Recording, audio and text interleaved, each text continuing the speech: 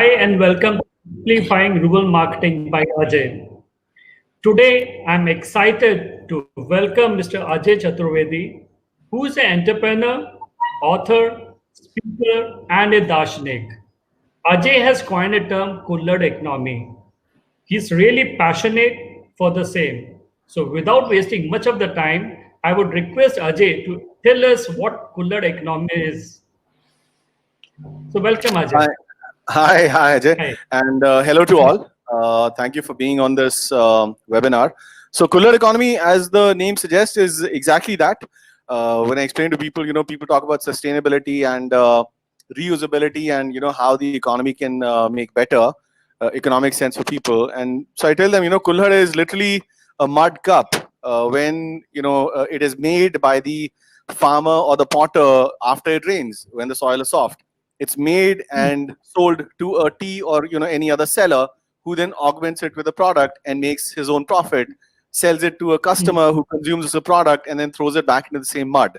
So there is zero wastage, zero residue, and there is a profit created. So there is an economic model and no sustainability issue. So for me, Kulhad economy was like literally the word that says it all without explaining it.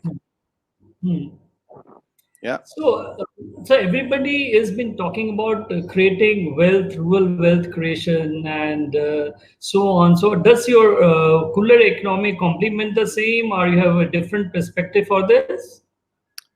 So, this is something that, of course, it takes a long time to understand it. But after I went to rural India to set up the first all-women rural BPO, after my banking stint, I mean, I was still there, I saw some stark differences. What people are doing sitting in their, 50th floor buildings, office, and trying to explain to people that, who need to educate. What we really need to flip around is we need to educate ourselves in rural India.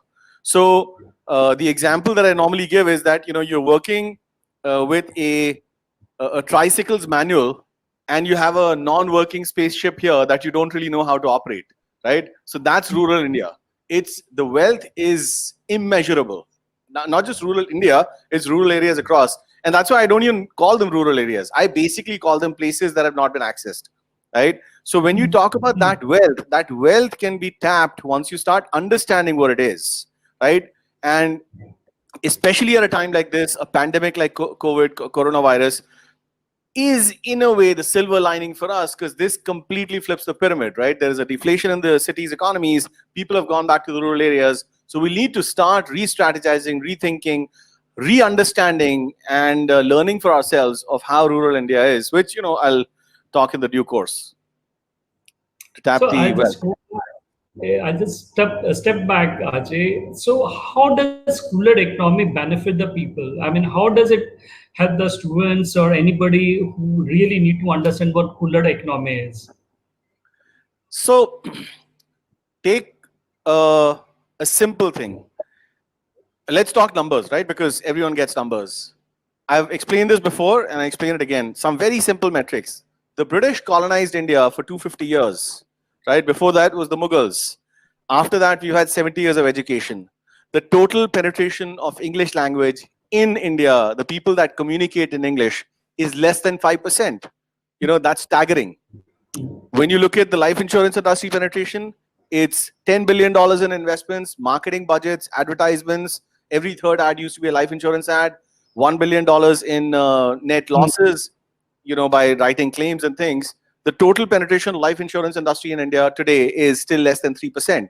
If that does not explain to you that it is not the repetitive messaging, it is not the education that you're not able to get through, but really you're not even selling the right product, right? And not approaching the people in the right way. So let me flip this around.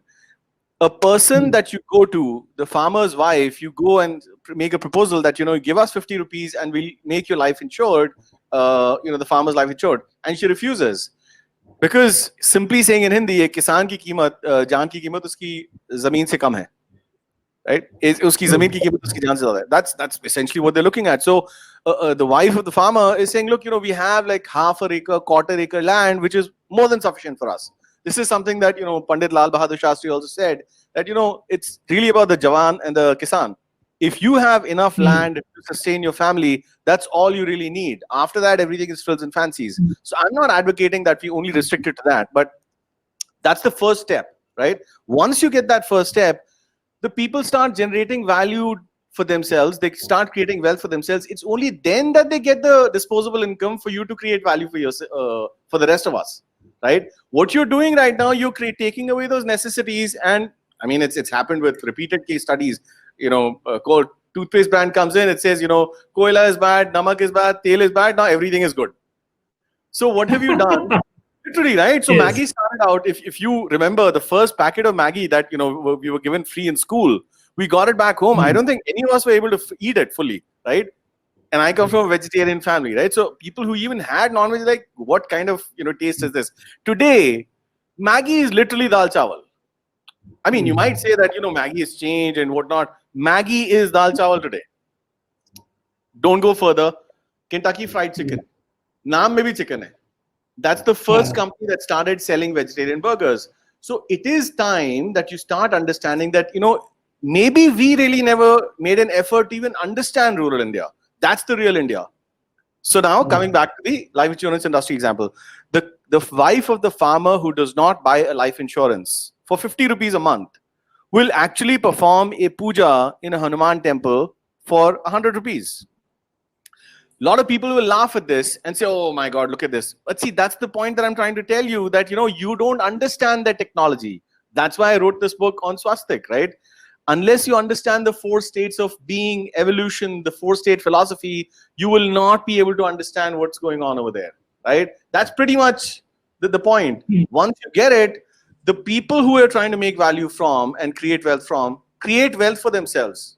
Hey, जब वो खुद खाएगा तभी तो कुछ और किसी को देगा ना. That's the whole formula. So if the family that you were trying to sell 50 rupee insurance to suddenly starts making more than 20,000 rupees, forget 50, they'll actually buy life insurance for 500 rupees from you, because then there's disposable income, right? So we need to first make sure that they are generating disposable income. What do we need to do for that? We need to start understanding what they are, recreate the supply chains, which is the golden opportunity. All the primary supply chains, most of them have been destroyed. I think this is the time ripe for all of us to start resetting those primary supply chains, help the farmers, help the rural guys to start creating wealth for themselves, so we can create wealth for ourselves as well. The second point after this is that only when they have the wealth disposable enough is when they'll actually buy products at a much more premium price, right? And that's something that I've understood and known and been trying to explain to people. And that's when I took a step back. I thought, let me explain the philosophy to people. Why is it that they're not able to understand? This whole idea of bipolar, systems, that, there is this and that, there's black and white and Republicans and Democrats, that whole idea has completely collapsed now, right?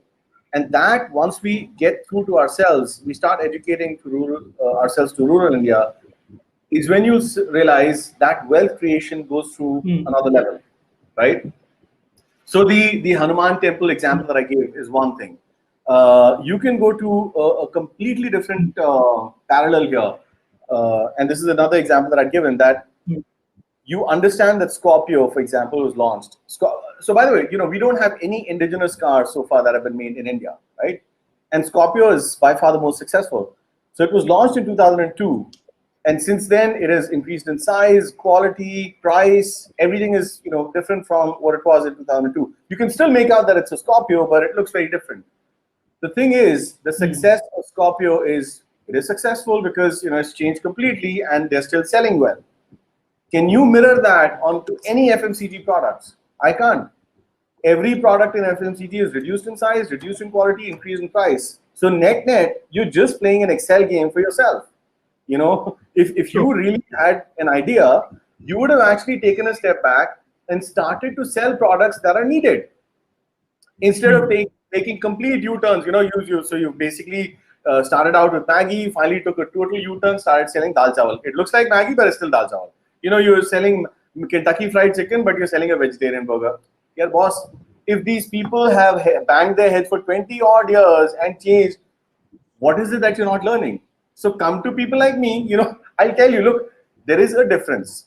India, a normal person. So by the way, neither are you Indian nor am I. We're like sitting in non places, right? So Once you begin to understand that, ask anybody this question. Like, you've been to Europe. So Europe is, these different countries. Europe is actually different.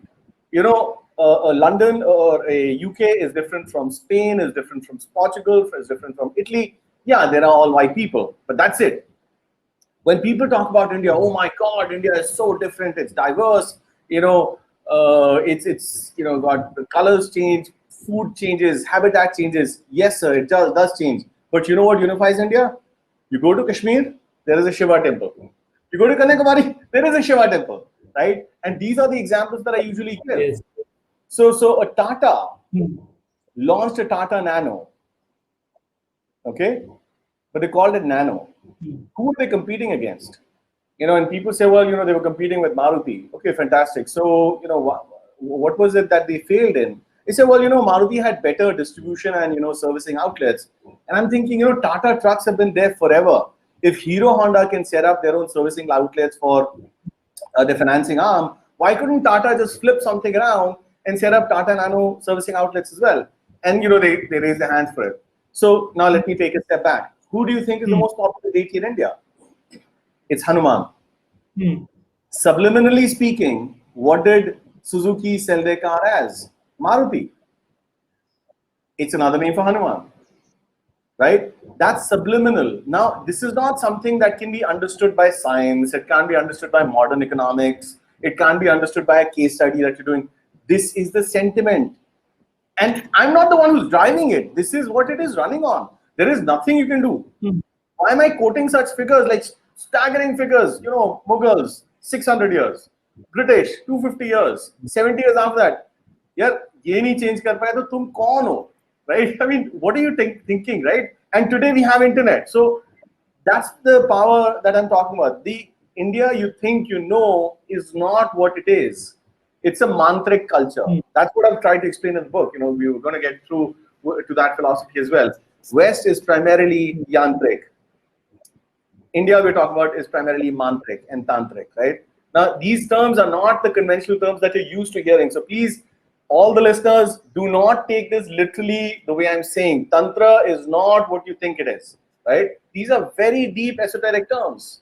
Unfortunately, we don't understand things because we have either written off the subject or we've not even looked at it, right? So the example that I gave you earlier, if I don't know mathematics from, since birth, and somebody were to ask me how many kidneys I have in my body, I'm really speechless. I don't know what to answer because I don't know numbers, right? So you'd say, well, that's an exaggeration, but trust me, this is exactly the exaggeration that people are living in. I see debates going on live TV, and people are discussing something.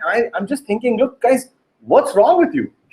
You are discussing something which you have no idea of, or forget it. Mathematics, you've learned simple division. Somebody tells you what's dy by dx in differential calculus, and you say it's simple, it's y by x.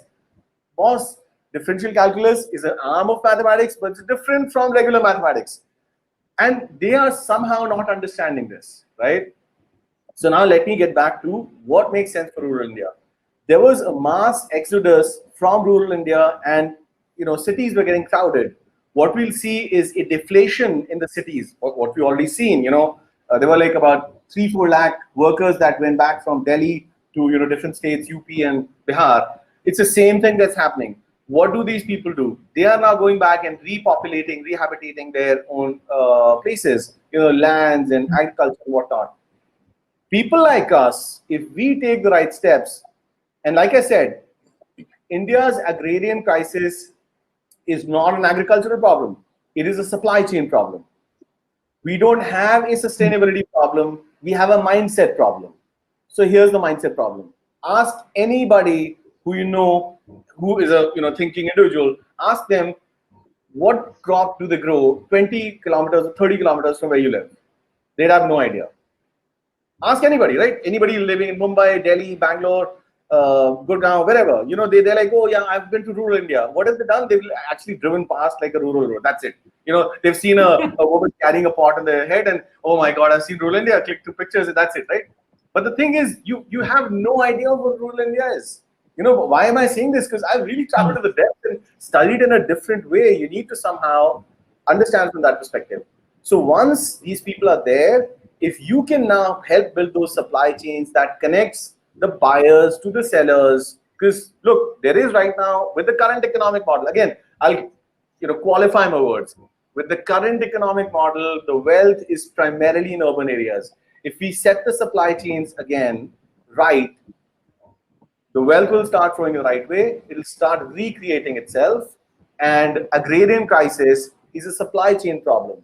If we address that, wealth starts to be created over there. And then we start to create more wealth from that wealth which is already disposable, right?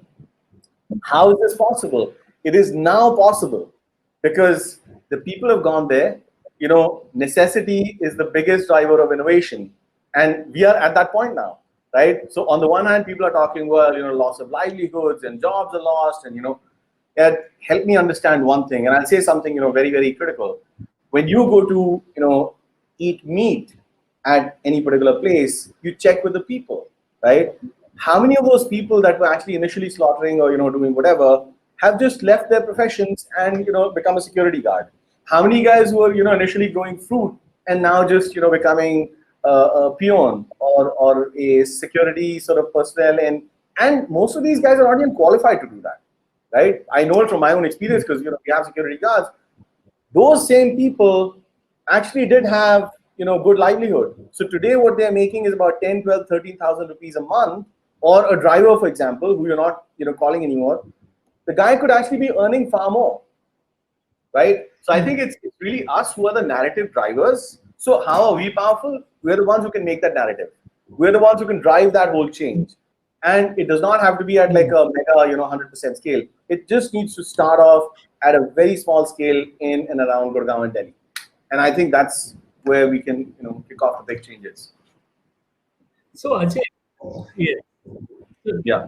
Yes, you have answered a lot of things. Now you have been talking about the Darshan Shastra, the philosophy you have been talking about, which is very, very close to your heart. Yeah. So how do you think it's going to address the climate change or economic sustainability? Yeah. So this is a controversial subject because if narratives could fight wars, we would have never seen the number of the staggering deaths that we have today. A Superman or a Batman would have already come and rescued, right, America and the rest of the world. But that's not the case. And neither is a Martians attacking us. There is no attack from outer space. The attack is really from an invisible enemy, which is nothing but a product of our own doing, right? So I'm not going to go and address anything controversial because this is not the forum. But when you understand the basis of that philosophy, then you'll start to understand the source where it's coming from. So it's something that I use very differently, a quote that I use. All these are my quotes, by the way. So love without understanding is infatuation. And a narrative without philosophy is absolute insanity. Because if we are to keep pushing people into doing something, we are literally just making donkeys out of horses. That's precisely what you're doing. Because I give you this example that you take an example that, look, Europe is so diverse, yet it's come together as European Union, but India is such a diverse country, it's one together, but it's completely different. It's not different. Trust me, Europe is far more diverse than India will ever be. India is diverse in its color, in its food, and its habitat, but what is unifying India? It's Maruti, it's Hanuman, it's Shiva, right? And it's not religion in the conventional sense that we know it. This is different, right? And I'm not saying it because we have to do it or I'm from here. That principle, the understanding is completely different from a monotheistic religion that is practiced by the people. Now, once you understand that, you'll suddenly get to a point where you get the understanding of the cyclability, the cyclical nature of evolution, the cyclical nature of things, the cyclical growth of products. It's like replicated, right? Which is why I've written a book on it and I've tried to explain it to people.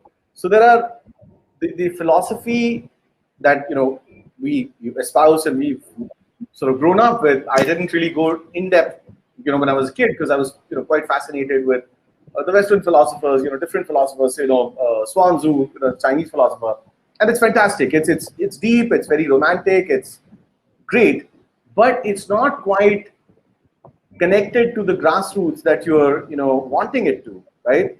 So the Indian philosophy, the Darshan Shastra, which is Vedic, is a four-state philosophy.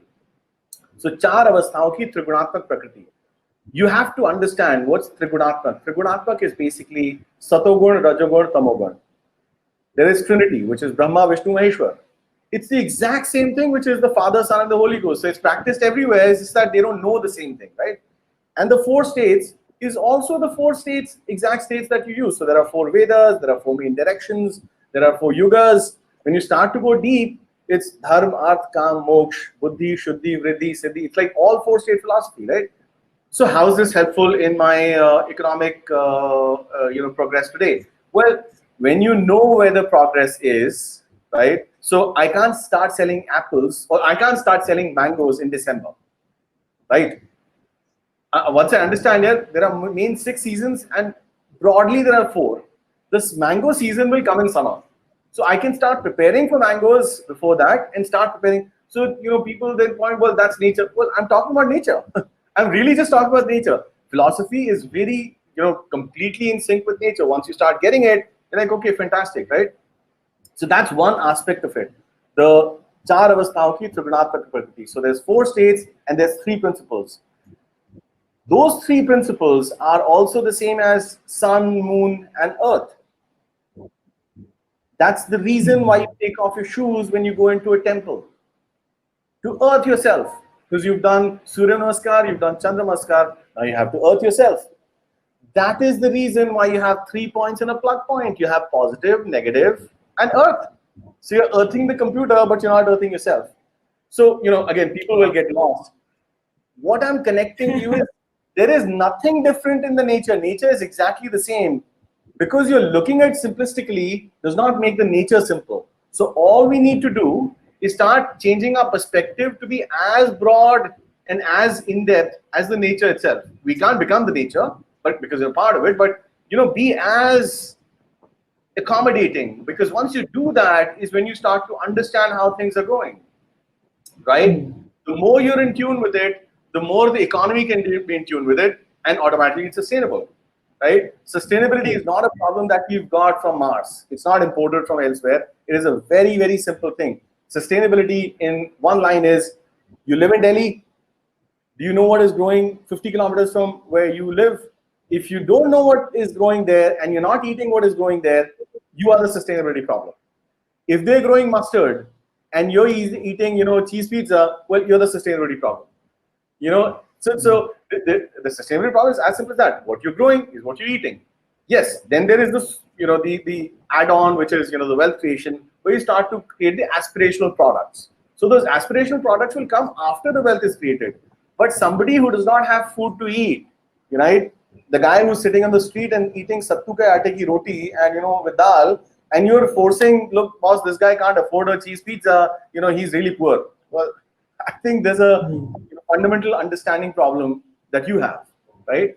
So Darshan Shastra to me is the pivotal, is the basic understanding that you need to have, not just for India, it's across. And I've traveled to areas, in UK, in Europe, and in the US. Once you begin to understand those, indigenous philosophies, you really see that the people will completely gravitate towards you, and you create far more wealth and happiness, which is key, by the way, for everyone. I know we can't go in depth Darshan Shastra, but I know if I start discussing with you Darshan Shastra, probably you can go on. Exactly. So you were the first, yes. So you were the first person to start a women BPO in India. Yeah. All right. Yeah. So how is it? Do you feel that empowering women? What roles can the government, the corporates play into the villages and the rural areas? So this is again a fairly long answer, but I'll compress it. See, what I realized is I did not start out to set a rural women BPO. When I got there in the first Jat village with Kha Panchayats, the women who came forward were extremely daring, right? One woman who we presented like this whole thing of a rural BPO. This is back in 2010. The woman who came up after the presentation, she said, I'm really interested in this. And I asked her, what's your qualification? And she said, she'd only studied till 8th grade. And I said, well, that's not possible because, we're only looking for college graduates. And she said, no, I get the whole idea. But before you go, just tell me one thing. And I said, what? So she looked at the computer and she said, I've studied till 8th grade and I've studied ABCD. But your keyboard here has QWERTY. Why? Right? I'm a computer science engineer, right? From a top-notch institute. I did not know the answer then. I know it today. I mean, I'm sure your audience does as well. That stumped me. That was, I just went like, wow, look at this woman. She's 8th pass in rural area. She's wearing a ghummat, but she has this curiosity. So I said, fine, I'll come back and give you the answer. Why don't you spend time? After about 3 hours, we came back, and then this woman, was sitting in the computer, and she was beaming. And I looked at her. I said, "What?" And she said, "Sir, आपको मुझे कुछ सुनाना है." I said, "बताइए." And she started reciting the keyboard: Q W E R T Y U I O P A S D F G H. Right? That was my eureka moment. Right? So now flip this around. This is a Jat village, Khap Panchayat, and then we trained about 500 women. So you can Google the story. I don't want to take away your time from this particular webinar. But the idea is that after that, we trained women without really looking at the limitation. The point is, it's a process, right? And the process is the same thing as if you're driving a Ferrari, I'm driving a Maruti. If we get a flat tire, we go to the exact same puncture wala who'll unscrew the 5 nuts from the wheels. They don't need to be, aerodynamic engineers. They don't need to have wind technology knowledge. They don't need to have automobile knowledge. All they need to do is fix this. That's all the women did. The point is, we just let women be what they were. They were daring. After 500 women, we got 50 women who became, first all-women, rural women BPO. The point now is the world has changed completely, right? Automation, IT, everything. What we were doing at that time was, data entry, business cards, digitization, all kinds of things. Today, none of those things are needed. So the rate of pace of education and training for the upskilling of those women is far higher than the profitability going up, which by the way is going down. So who would be our primary clients? Companies like Airtel. Now Airtel itself is automating so much. People are going more towards IT and automation and AI. Those are not the guys who are willing to invest time. So let me not completely change the game here. If they are looking at rural India, like I discussed before, you don't even need to empower the women. Just let them be what they already are and start buying what they're producing. Where the corporates need to step in are 2 points. One, help them productize what they're already doing.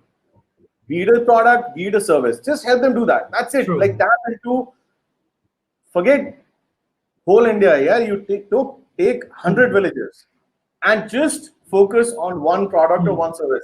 If every corporate can just focus on that, problem solved. So Yogi Adityanath is doing it, right? One district, one product is basically an initiative like that, right? ODOP is what they call it. So ODOP is kind of like that initiative. So I'm happy because this is exactly what I started talking back in 2010, right? After I learned it. So why am I not promoting a rural BPO? See, because a rural BPO for me was the first point of starting the learning journey, and I realized, oh my God, I've been getting it all wrong. So it's a great thing. I don't discourage it, but if you really want to do it, आप एक घोड़े को गधा बना रहे हो, गधे को घोड़ा बना रहे हो, just let them be. घोड़े को अच्छा घोड़ा बनाओ, गधे को अच्छा गधा बनाओ. And that's where the whole point is, right? So the women will be empowered if you just let them be. Because we are nobody. I mean, women are far more powerful. Trust me, I have not seen a single person who would even raise an eyebrow because, somebody from outside, like I don't look like a Jat, I'm not from here, I don't speak the language. But I was accepted. I'm still like, one of a part of the community, right? And these people really know me like, oh, acha wo gora wala banda aata hai, Firangi aata hai, right? They still call me a Firangi. So the thing is that we need to start recognizing what they're already doing, right? And I have a list of like 100 products at least right now, but I'll give you a top few. Lapsi is one of the products, right? So Lapsi is made of dalia and chach. Haldi doodh is something that all of us have had as kids, but Starbucks ends up productizing it as turmeric latte. So you're paying $10 for it, but jab mummy pilati thi, So, oh my God, this haldi is right. So the thing is, you need to come up with those marketing strategies. But those marketing Yes. strategies need to be, equitable, which is my biggest realization, learning after all this travel, meditation, Himalayas, lots of this is beyond a point. I realized, some of the American companies that I've seen are, hell focused, when focused on, profitability. They go to like Skrelli, or the guy who was selling the drugs for the medicine for AIDS, right? And he was like getting a 500% profit margins. Look, maybe like 1% people really want to do that. That's not where we need to be. If we are equitable, then we'll actually develop the product. So the two steps that I was talking about is identify the product, because that's already there. You don't need to do the innovation. Identify it, True. help them productize it, build the channel for them, and do a reverse marketing. So that's the CSR bit that you've done. If they start getting the money inflow, that's the disposable income that you sell your products to. And for heaven's sake, sell intelligent products, right? I mean, there are products which are so stupid, and I don't want to name those products because they're like, what were you guys thinking, right? And these are not products that you don't know. Everyone knows, it's in your face. But the thing is, they're not understanding it, right? So it'll be wealth creation for everyone. But you're just not wanting to do it. So I don't even know where to go with it. But I hope that answers. No, but the country like ours can sell anything. So you never know. The moment you built up a great product, Yeah. anything can be sold. In India, it's nothing like that. Yeah. I, But the product has to be great. I mean, the products that I'm talking about are really not far from great. They're actually quite stupid. but yeah, sure. yeah, it will run for a while, but then again, it will have its slow, gradual death by itself. Yeah. So, lastly, I think we're just running out of time. You started a foundation, Kautilya Yeah. Foundation. Just Yeah. quickly, could you tell us what this Kautilya Foundation is all about? So Kautilya Foundation is really around, like I said, my steps were that I grew up in Dehradun, went to BITS Pilani, studied computer science, went abroad, went to the fanciest of universities, went to Wharton, was in banking. But the idea is that after a while, when I started to see the reality, once you witness the truth, you can't turn your face away from it. And that's why I wrote the book, right? That's why I book on Lost Wisdom Swastika. So why would a guy like me, write something like this? That book was gradually taken over, and my partner Dr. Ashutosh Khanna, he's the one who's kind of helped develop that into a subject. So that subject is called Kulhad economy, which is really around the sustainable economy, and it's a business strategy course for 30 hours, 3 credits. What we realized in the past few months and a couple of years, in fact, is that the students, the youth, the people need to be given a methodical approach to break out of their current mindset and help them understand what we are trying to understand, what I just talked about in the past half hour, to understand rural India. Don't keep educating rural India, because rural India is educated, like not in your conventional terms, but we need to start educating ourselves on the whole of India, right? Once we understand the whole of India is when we can start developing products and start selling and start creating wealth for everyone, right? So the focus has to be something, it's like somebody says, Ramchandra keh gaye, se aisa kal jug aayega. If I tell this to a kid, he says, uncle, thank you very much, I'm going and watching Avengers. So it has to be modeled in some format which is acceptable, understandable, and actionable, right? So Kautilya Foundation is really that understandable, acceptable, and actionable format for helping people understand Darshan Shastra, which leads to economic growth, without actually saying it to them in that way, right? I can explain like 50 principles and keep quoting from Ramayana or Mahabharata, Upanishads, and the people say, okay, no, that's different. You need to understand that is not different. That is this, right? The moment you get it is when everything starts to brighten up, right? And that's where I think it's very important for people to understand that we are not a yantric culture. We are a mantric and a tantric culture. The moment you get it, again, please mark my words. These are not the definitions. Don't go by Bollywood movies. This is not what you think what it is. These are deep, deep, deep esoteric principles. Once you get them, you can actually use them for your benefit and the overall society benefit, overall country's benefit, and the world benefit. So it's really about Vasudeva Kutumbakam. Once we get it, we can drive it, and that's essentially what broadly Kautilya Fellowship is about. So it's a 1 month program. We have a 1 year option or a 1 month option. 1 month is fairly rigorous because it'll help you dive deep into a lot of esoteric concepts, but it'll make sense to you, right? So a lot of people don't get, for example, why is time so important? Understanding of time important for you to drive a business. And so you stand there, ask them, why is today Monday? Explain to me, why is it Monday? And a lot of smart people, like these are IIT, IIM students who will come back and say, well, it's Monday because yesterday was Sunday. I said, guys, you have to be critical thinkers. You can't give me a flimsy answer. I will give you mathematical answers for this. Mathematical, with proof. It's something that's stayed for thousands of years. Then you come to something as simple as, well, people don't eat meat on Tuesdays. And they, do particular things on, like, let's say the market is closed, the local markets are closed on Tuesdays. Ask them why, they'll say, Sir Hanumanji, Sir Shivji.